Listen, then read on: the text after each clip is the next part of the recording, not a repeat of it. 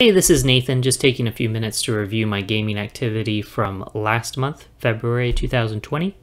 I got to play 8 games last month. 4 of them were new to me. 4 of them were repeat plays of games that I had played before. So I'm just going to run through them real quick. I'll start with the 4 that I played before. First of all, I played another scenario in Escape Room, the game. That was a pretty fun game that kind of simulates being in an escape room type of scenario. The base game comes with 4 scenarios. I've played now 3 out of the 4, and the one that I played last month was the one with the time bomb. You're trying to defuse a ticking time bomb before it goes off. So we had some technical issues, which may have just been us getting things wrong, but that was a little frustrating. But we managed to solve all the puzzles and came in just under the wire. Getting that done in 60 minutes. So it was a fun experience. I'm looking forward to playing the 4th one. Although I feel like after I play the 4th scenario, I'll probably be done with the game. I know there's expansions that provide additional scenarios, and it's been fun playing the scenarios so far, but I think I'm kind of getting burnt out on that particular experience. So we'll see. I got to play Star Realms, the deck building game, competitive deck building game. I used to play this a lot in the app. I have probably over 100 plays on the app. But it had been a while since I've played it at all, and definitely been a while since I played the physical game. But I got to play that with a couple of friends. So that was pretty cool. My skills are a little rusty, so I need to probably practice some more, get back into playing the app a little bit, so I can brush up on my skills there. But it was a fun time. And then I played Star Wars Miniatures, which I hadn't played in probably a couple of years, maybe 2 or 3 years. But I had my nephew over, and I introduced him to the game, and it was a pretty fun experience. Like, he took to it pretty quick, but it was just a nice refresher for me to be able to throw together a squad and play against him and teach him the game, which was nice, but also get the opportunity to experience it again myself. And he enjoyed it, so maybe in the future we'll be playing some more of that. And then finally, I played Keyforge again. I had played Keyforge a couple of times with a couple of different decks. I just have like a handful of decks for Keyforge. But it was interesting playing this time. I used a deck that I had used before, and I felt like I was finally starting to kind of get a grip on the deck and understand how to play it well. So that was kind of cool.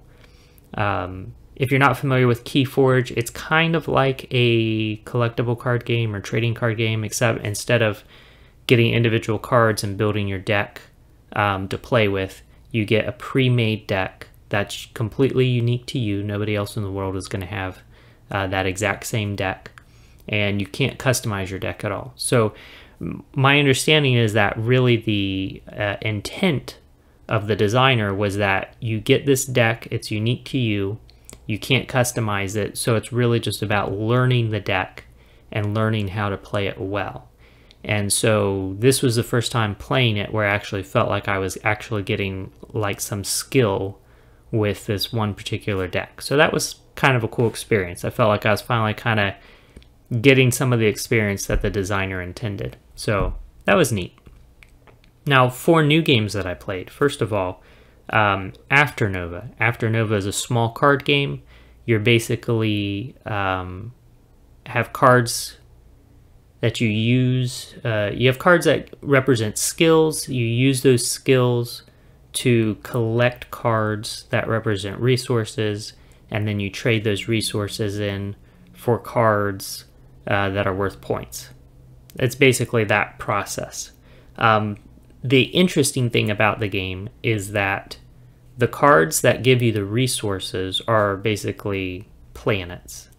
And you will rarely ever have all the skills that you need to extract those resources from that planet by yourself. But you can get other players to contribute skills from their cards to help you extract the resources, and then in turn you split the resources among all the players that helped, and you negotiate how to split the resources. So it's really a negotiation game, and I think it does well because the basic mechanisms of the game are pretty simple, so it's very easy to to see and to grasp, what do I want out of this? What do you want out of this? How can we negotiate a fair exchange so that we can both contribute to extracting these resources, and I'll get the resources I need, and you will get something that you need. And it works pretty well. I liked it. It's a short game, maybe half an hour to play. And yeah, just a fun little negotiation game. I haven't played a lot of negotiation games, and the ones that I have played seem to be a little bit like longer. I almost want to say like overwrought. This game was very simple, and so that the focus could really be on just that simple negotiation. So it was pretty cool. Then as an experiment, we tested playing it as a co-op instead of a competitive game. We basically did that using all the same rules, except we said basically when the game ends, everybody has to have at least 25 points. We kind of picked that number arbitrarily, but that's what we did. We said everybody has to have 25 points or we all lose at the end of the game. So that was kind of a fun experience. It was interesting because I feel like in negotiation, especially in economic negotiation, the goal is for everybody to be successful and for everybody to get a better result as a part of the negotiation. So making a negotiation game that's cooperative is something that's kind of been in my mind for a while, that like that would be an interesting idea and it would make sense. So that was my idea, just kind of try that out with this game a little bit. And it worked well, except there wasn't a lot of pressure because as soon as somebody was getting close to triggering the end game, if somebody else hadn't reached 25 points, you could just kind of slow down and let those people catch up and then trigger the end game. So I think you'd have to have some other mechanism in there to end the game at a certain point. So you couldn't just have the person who's about to trigger the end slow down and let everyone else catch up. But overall, it was an interesting experience. I liked it just fine the way, as a competitive game, the rules as written is just fine. Trying it out as a co-op was just an experiment, which it works sort of. It could have been a little bit better, but it was still fun. The second new game that I played was Dungeon Drop. Dungeon Drop is an interesting little game where you basically have a box of different colored cubes and you dump them out on the table, and then the arrangement of those cubes is vaguely representative of a dungeon, and then you basically select an area of that an area of the table, basically an arrangement of cubes that's going to be a room, and then you score points depending on what's in that room. So it's not really a dexterity game, although there's some light dexterity elements. It's kind of more like a logic puzzle of like looking at the way these cubes are scattered on the table and seeing where you can form rooms and trying to figure out which room will get you the most points without getting you negative things that might come from some of the cubes. So it was an interesting game. I don't think it was really for me because it's kind of like it's asking a little too much for a really light game, but it's just a little too light for a game that you can really sink your teeth into. So it's kind of at a weird spot for me rules-wise, as far as like it's like a little too light, but then a little I don't know. It's kind of in a weird medium range. That just didn't hit me right, but I'm sure other people would definitely enjoy it.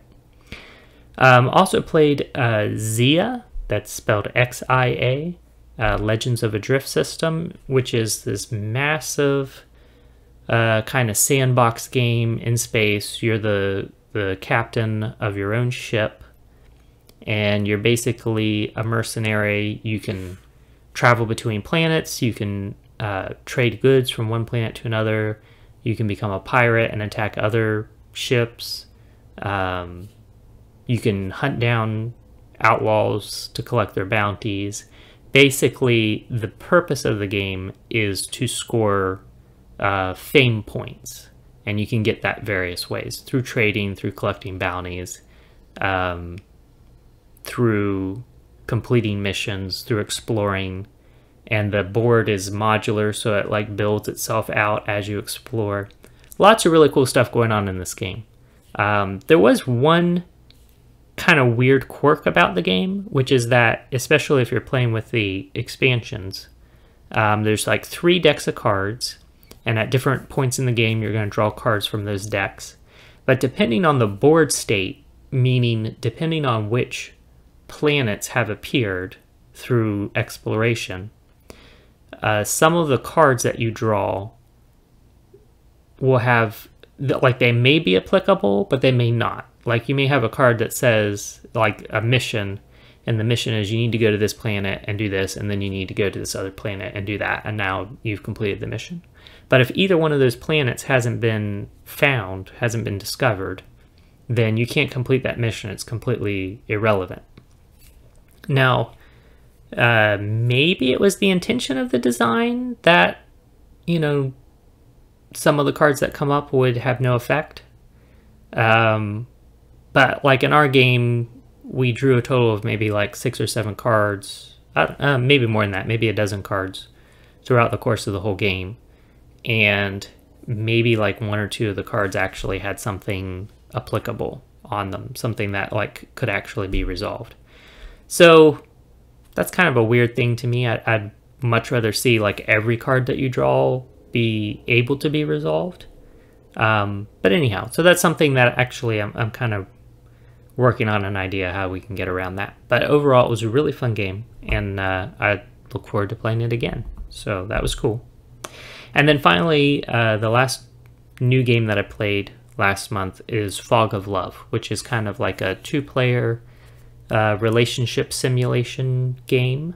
And my wife and I just played through the tutorial, which is kind of interesting because the game is designed with this tutorial that you can play through. You don't have to read the rulebook in advance. Basically what it does is it takes the rules in the rulebook and it breaks them down into like small segments and puts them on cards. And it has the decks of cards in the game pre-organized in a certain way so that basically you set up the board and then you draw the top card of one of the decks, and it's a rule card, and it tells you, okay, draw the next like 3 cards in this deck, put them in your hand, and then do this. And it just kind of walks you through the game that way. So that was interesting. It was an interesting tutorial. I haven't played a game like that before that had really a tutorial like that, so that was kind of a cool experience. And overall, the experience of the game was pretty interesting. It's basically, you get to play through these events that kind of create your sort of stereotypical romantic comedy type narrative between 2 characters. And you're really trying to kind of fulfill your character's desires in the relationship, but you're also trying to help your partner fulfill their character's desires in the relationship. So in that sense, it is kind of a simulation of a real relationship where you're looking for something, but you're also concerned about the other person's well-being and them getting what they want. We didn't do very well in this scenario, but I think that had a lot to do with just not understanding the intricacies of the game. So I feel like it's the kind of game where you really have to understand how the mechanisms of the game work in order to do what the game is asking you to do. So it'll be interesting to see on a second or third play how I feel about that game. But right now I feel like it's an interesting concept. I like the premise of it, and we enjoyed playing it. We enjoyed the narrative. That was pretty fun. I did get rid of one game last month. I got rid of a game called Beasts of Balance. It's a pretty fun like stacking dexterity game that has an app integration. It was pretty neat. I played it a few times and I enjoyed it, and I like the app integration and how basically as you play the game with the app, you get to unlock like different hybrids and mutations of animals in the app based on how you're stacking these little animal figures in the physical game. Like, I thought that was a really neat concept. I just didn't see myself sitting and playing it very often. I feel like it's better with perhaps younger players, so I gave it to some friends who had some younger kids for them to enjoy. I also did one video last month. I did a review of 4 novellas set in the Android universe from Fantasy Flight Games. I'll put a link to that video in the description of this video if you want to check that out. And that's about it. So thank you for watching, and I'll see you next time.